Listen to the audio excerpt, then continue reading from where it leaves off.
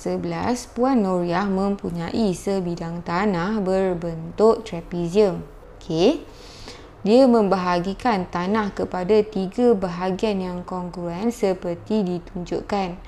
Hitung perimeter dalam meter bagi seluruh tanah.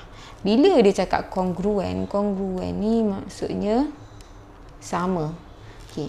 Kalau kita tengok sini 80, nampak sini 80, sini pun nampak dia bentuk yang sama, nampak. Jadi sini pun mesti 80.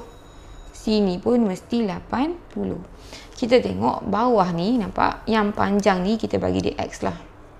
Kalau sini X, sini pun mesti X, bentuk yang sama kan. Jadi kita tahu X tambah 80 tambah X, tambah sebaris ni dapat 320. Jadi 2X tambah 80 sama dengan 320. Bila pindah belakang, 2X sama dengan 320 tolak 80 dapat 240. X sama dengan 240 bahagi 2 dapat 120. Jadi kita tahu X ni 120. Yang ni pun mesti 120. Okey. Dia nak perimeter. Bila dia nak perimeter sekarang ni, apa yang kita tak ada lagi? Tepi ni tak ada lagi. Macam mana nak buat? Okey, so sekarang kita buat okey. So ni 80, ni 120. Macam mana nak kira panjang ni? Kita kan ada teorem Pythagoras. Jadi kalau sini 120, sini mesti 40. Tinggi dia pula 200.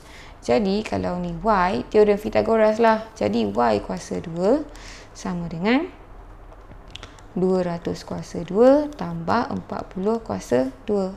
Y sama dengan punca kuasa 2. Kita pindahkan, dia akan jadi 200 kuasa 2 tambah 40 kuasa 2. Bila guna kalkulator, kita dapat 203.96. Okey, ni dah siap bunda lah. Dia dapat 9608. Okey, yang ni dalam meter. Okey, sekarang dia nak perimeter. Bila nak perimeter, kita tambah semua. Okey, ukur lilit lah. Kalau kita mula dari sini, titik atas ni, kita mesti berakhir dekat sini. Jadi, saya mula dari sini, saya nak pergi ke kanan.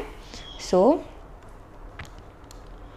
perimeter sama dengan sini 80, nampak? Tambah 120, tambah 80, tambah yang saya ingat ni, kita dah kira tadi 203.96 tambah sini 120 tambah 80 tambah 120 tambah ni yang last ni, nampak kita pergi balik dekat titik ni 200.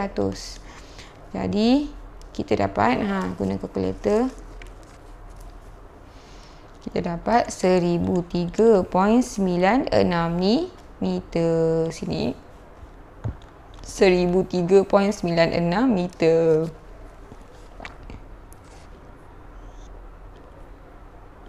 Okey. Luas dalam meter persegi bagi setiap bahagian tanah. Dia bukan nak semua, dia nak setiap bahagian. Jadi sekarang ni kita ada trapezium lah. Okey. Jadi kita tahu ni 80, ni 120, ni 200. Jadi formula trapezium lah. Jadi luas sama dengan 1/2. Okey, darab dengan sisi yang sama. Nampak sisi yang selari ni 80 tambah 120 darab dengan tinggi. Jadi kita dapat 1/2 darab 200 darab 200. Jadi kita dapat apa ni? Ada 1, 2, 3, 4. 40,000 bahagi 2 dapat 20,000 meter persegi. Alright. Okay. 12. Diberi rajah menunjukkan pentagon sekata JKLMN. Okay, ni pentagon. Bila pentagon sekata, kita tahu semua sudut dia sama. Diberi segi 3 JNM merupakan imej. Okay, JNM ni imej. Bagi segi 3 JKL ni objek. di bawah gabungan transformasi XY. Perihalkan transformasi X dengan transformasi Y. Okay, jadi sebagai objek, O ni objek. Daripada objek, dia buat XY. Bila XY, kita tahu dia akan buat Y dulu. Lepas buat Y, baru dia buat X. Okay, lepas tu, lagi satu. Transformasi, okay, X dengan Y. Okay, sekarang kalau kita tengok transformasi kita ni, kita ada semua jenis translasi, putaran, pantulan dengan pembesaran. Kalau tengok saiz sama, bila saiz sama dah sah-sah, tak ada pembesaran. Kalau tengok objek dengan image ni, nampak tak? Dia macam ada berlaku pantulan, nampak tak? Dia terbalik macam ni, macam pantulan. Jadi ada pantulan. Kalau pantulan dia mesti tempat yang sama. Tapi kita tengok dia bukan translasi, tapi dia ialah putaran. Lepas dia pantul, dia putar. Okey.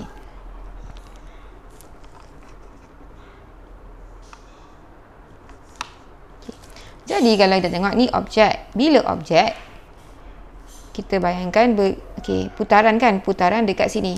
Nampak dia mesti ada pusat putaran. Bila dia putar, dia dekat sini. Nampak? Putaran pada JL. Jadi sekarang dia Y dulu baru X. So sini ialah putaran pada garis JL. Lepas tu daripada sini nak pergi sini, kita tengok berlaku putaran. Putaran. Kalau kita tengok putaran ni pusat dia dekat sini. Pusat dia dekat J. Kan? Pusat dia dekat J. Lepas tu dia ke kiri, maksudnya lawan arah jam. Tapi berapa darjah?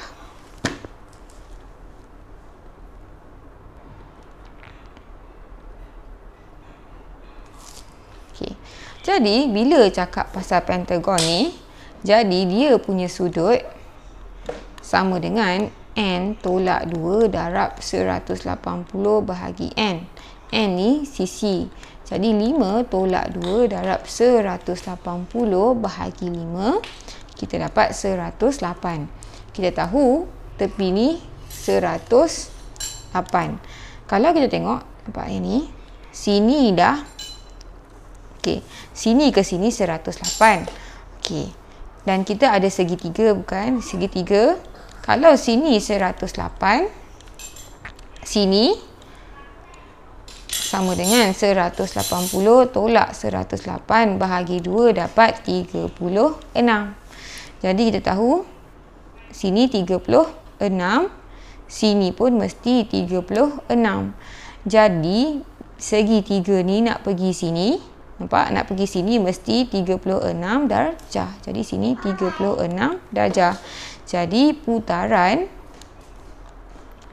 36 darjah lawan arah jam pusat J.